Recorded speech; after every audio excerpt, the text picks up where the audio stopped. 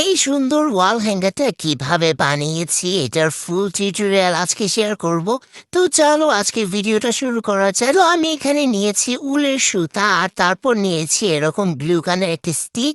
আর এটা দিয়ে আজকে আমি ওয়াল হ্যাঙ্গারের কাজটা শুরু করব।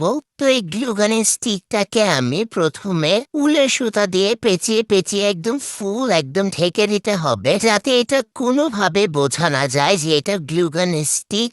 আপনারা চাইলে একটা কাগজেও কিন্তু এভাবে পেঁচিয়ে নিতে পারেন, বাট আমি গ্লু গানের স্টিকটা ইউজ করেছি যাতে দেখতে ভালো লাগে আর কি।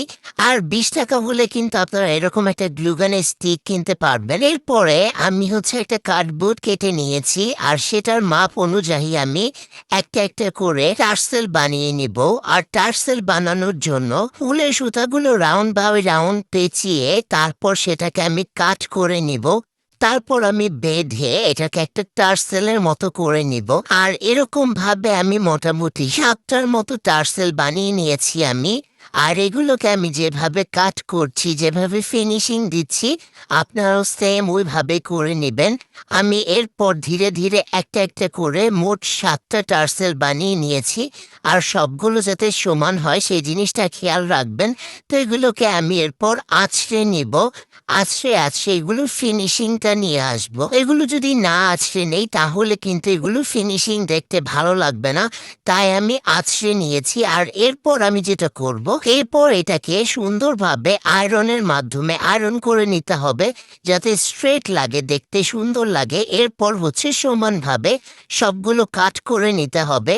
এতে টার্সেলগুলো এত সুন্দর লাগবে। প্রথমকার আর লাস্টের ফিনিশিংটা দেখেন কতটা চেঞ্জ এসেছে। এখন টার্সেলগুলো দেখতে কিন্তু অনেক বেশি ভালো লাগছে। এরপর আমরা যেটা করব, টার্সেলগুলোকে একটা একটা করে লাগানোর পালা। তার আগে আমরা যেটা করব, এটাকে মাপ দিয়ে নিব। মাপ অনুযায়ী আমরা মিডলে একটা টার্সেল বসাবো। আর এটার দুই পাশে তিনটা তিনটা করে টার্সেল বসাবো। তো টার্সেলগুলোকে আমি সুয়ের মাধ্যমে সেলাই করে নিচ্ছিলাম। এভাবে করে আমি মোট 7টা টার্সেলই সেলাই করে 2টা করে সুতা বের করে নিয়েছি, যাতে টার্সেলটা একটু স্ট্রং থাকে। এরপর আমি মিডলে একটা টার্সেল লাগিয়ে নিলাম। আমি মিডলেরটা একটু শর্ট রেখেছি। ধীরে ধীরে একটা একটা করে লম্বা এরকম ভাবে দিব আর কি। শেপটা আমি আমার মতো করে দিয়েছি।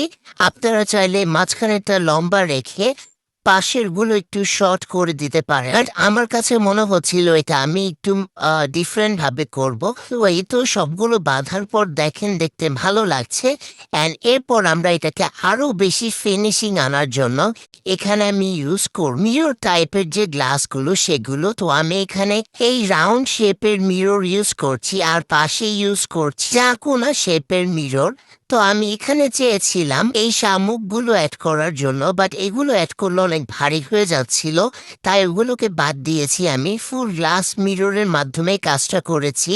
আর আমার প্রথমে প্ল্যান ছিল আমি একটা পাশেই করব, বাট একটা পাশে করলে দেখতে ভালো লাগছিল না, আর একটা সাইড ফাঁকা ফাঁকা লাগছিল। তাই আমি 2টা পাশে মিরর দিয়ে দিয়েছি। আর এটা করতে অনেক সময় লেগেছে আমার। এটা কিন্তু একটু লং টাইম প্রসেস, বাট আপনারা যখন কমপ্লিট করবেন তখন দেখবেন যে এত বেশি সুন্দর লাগছে। তো একটা একটা করে আমি এখানে মিরর বসিয়ে দিচ্ছি। তো এর মধ্যে আমার ছোট বোন চলে এসেছিল। ও আজকে আমার কাজে অনেক হেল্প করেছে। নর্মালি শুধু আমার ভিডিও নিতেও হেল্প করে, বাট আজকে ও আমাকে কাজেও হেল্প করেছে। এরপর আমরা দুইজন মিলে কিন্তু কাজটা ফিনিশিং দিয়েছি। অ্যান্ড লাস্টলি দেখেন কতটা সুন্দর লাগছিল। এইটার ফাইনাল লুকটা এত বেশি সুন্দর এসেছে। আপনারাও চাইলে কিন্তু এই ওয়াল হ্যাঙ্গারগুলো ঘরে ইজিলি বানিয়ে ফেলতে পারবেন।